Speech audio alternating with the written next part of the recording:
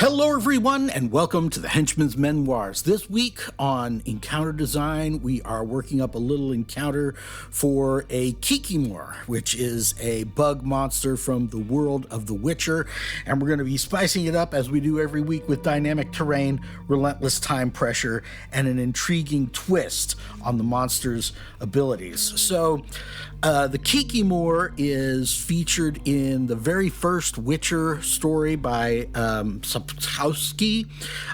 It's featured in the first season of the show, and it's featured in the first video game of The Witcher. So it's kind of integral to the Witcher lore.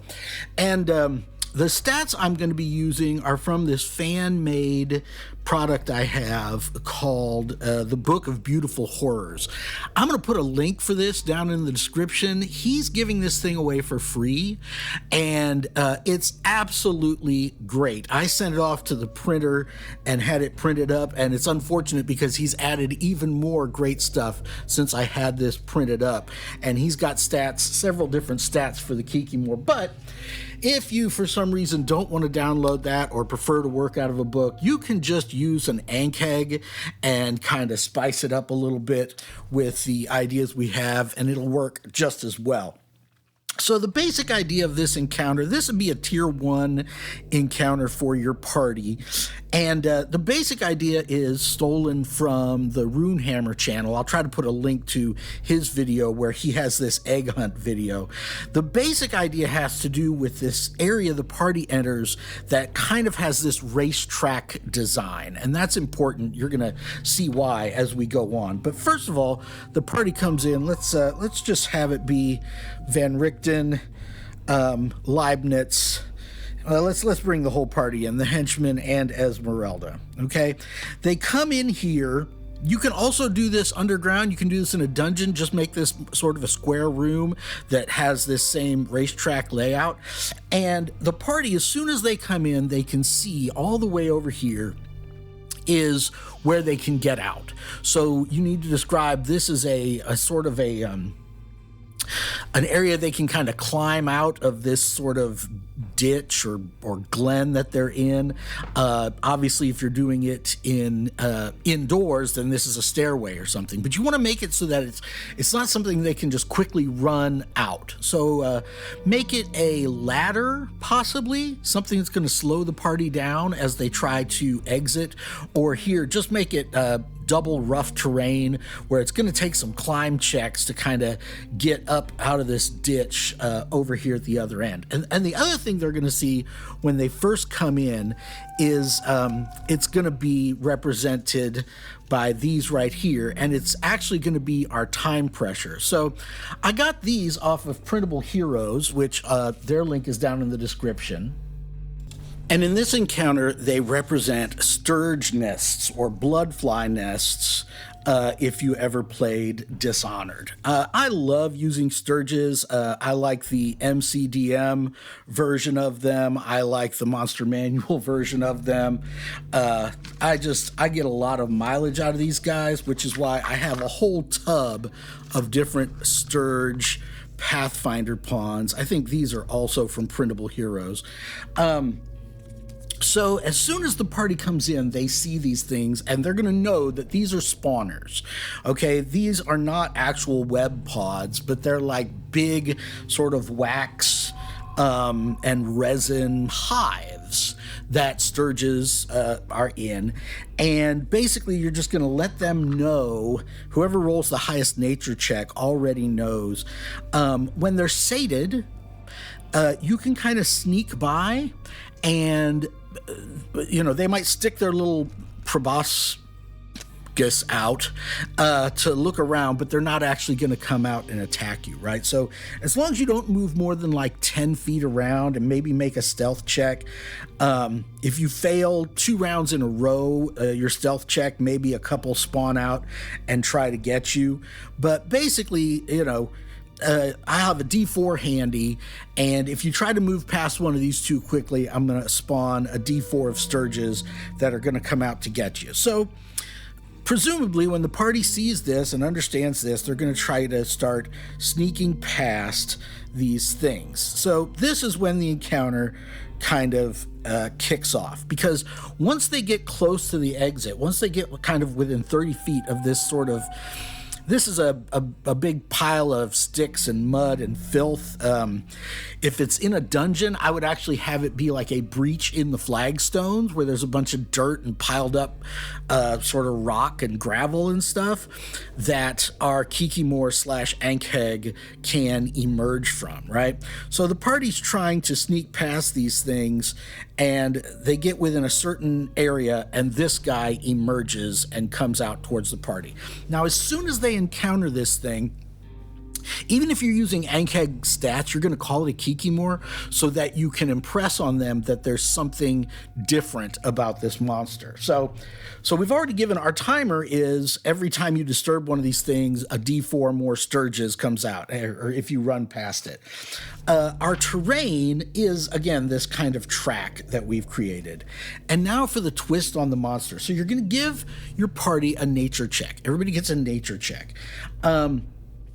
And for free, no matter what they roll, they're going to know that the Kikimore is notorious for having sort of a weak spot where they can be hurt. There are tales told of these heroes that are trying to fight them with a spear, and their cows are all killed, and their ranch hand is down and bleeding out, and they manage to find the weak spot in this thing with their spear. If they get about a DC 12 on their nature check, they're also going to know that these things are drawn to and actually enraged by light sources and fire. So it's important that the party figure out, okay, these things are going to go after whoever's holding a torch or a lantern or a light spell or whatever, whether you're in a dungeon or you're in a forest. Of course, if you're in a forest, you're going to want to describe, the forest canopy is so thick that it's kind of dark-ish in here. But this thing is going to tend to go for whoever is waving a light in its face, right? And then the DC 14 on the nature check gets you the last piece of information, which is specifically where the weak point is. So to make this encounter work, what you're going to do is you're going to add about 8 to the armor class of this thing to make it so that for the tier of player you've got, this thing is almost unhittable. Like, you need to almost roll a nat 20 to get this thing. And the party can figure that out on their own pretty quickly, because they get a good roll and you're like, nope, that's not it, right? So immediately they're going to be like, oh, okay. So, and maybe give it really good saving throws, or give it some resistance to sort of the typical spell damage types that your party has. So finding this weak point is going to become the key to the encounter. So there are 2 places where its weak point can be. Hank Renfernail over at the Runehammer video that I'm referencing, he kind of has back here, sort of on the flanks somewhere. When this thing gets excited, these kind of plates pull open a little bit, and they expose sort of a jelly area, right? So any attack against that, go ahead and take 2 or 3 off the armor class of the Kikimore or the Ankheg, and go ahead and let them do double damage right away. Like, any hit there is a critical, and does extra damage. So I know typically we don't use facing in 5th edition, but here we are going to keep track of which way this thing is facing. So if the weak point is on the flanks, the party is hopefully going to figure out, okay, we've got to kite this thing somehow, and somebody has to get around behind it. So this is why you lay this out so that the pathway is about as wide as this thing, right? You want to really crunch them in so they can't get around this thing. Esmeralda has to kind of keep the torch in hand and keep this thing facing her, and everybody else needs to run around behind it and try to get at its tender spot, right? I would also give it a reaction that when it takes damage to its vulnerable point, it can move up to its move and make a single claw attack. That's the other thing you're going to do. Let's say you're using the 2024 Monster Manual version of the Ankheg. This thing has to be a blender when you're standing in front of it. It has to absolutely be a damage dealing bullet hell. So go ahead and give it like 4 attacks, right? The bite attack here, take away the grappling and just give it like 4 fast sort of pincher attacks that it can do, so that the tank of the party is really taking a risk by waving this torch in its face and sort of slowly backing up or running to keep away from it. But then also the party doesn't get a free lunch. When Leibniz comes around the back here and hits it in its tender spot, it can spin around and attack him a couple times, but then on its next turn it's going to turn back around and face whatever source of light there is. The other thing that we can do in this encounter that I think makes it extra, if you really want to go swashbuckler, make the weak point up here on its back, right, between some of these plates. Now, all of a sudden, the party still is going to have to kite it.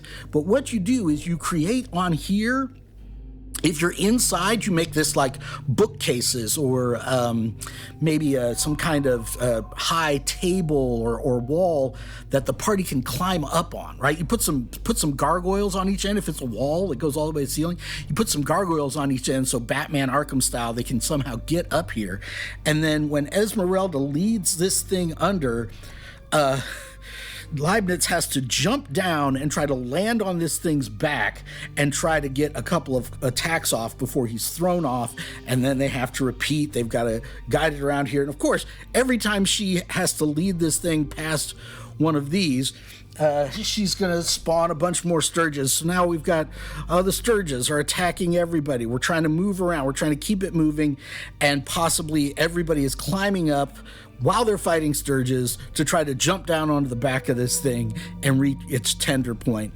Or quite possibly, if you make it in its back, then yes, maybe Esmeralda can just stand there and tank the damage while the party tries to hurt it. But eventually, if you give it enough attacks and you have it balanced right, she's going to go down. And when she does go down, now the party has a whole new thing to think about, because this thing's going to turn around on them. How do they get her up? How do they get somebody new to kind of kite and tank this thing? And it just creates a lot of interesting decisions that the party has to make, which is what we're all about here on the Henchman's Memoirs. Hey, if you like this content, a subscribe, a like, a comment really goes a long way towards getting us out there if you're using this stuff. And we'll catch you next time on the Henchman's Memoirs.